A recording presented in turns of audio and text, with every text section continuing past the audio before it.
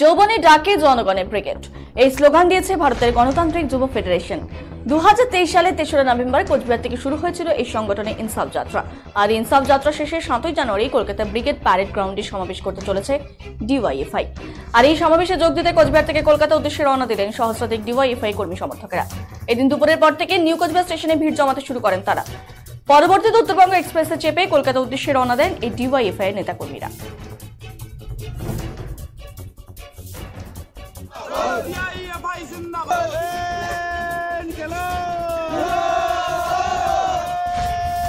আমাদের গোটা জেলার থেকে, কুচবিহার জেলার থেকে হাজারে হাজারে যুবক কর্মী, তার সঙ্গে জনসাধারণ ব্রিগেড সমাবেশে যাচ্ছে। মূলত দাবি যে গোটা রাজ্যে এই সময়ের মধ্যে যদি আমরা টিভির পর্দায় খবরের কাগজে চোখ রাখি, আমাদের একজন পশ্চিমবাংলার নাগরিক হিসাবে আমাদের লজ্জায় মাথাটা হেড হয়ে যাচ্ছে।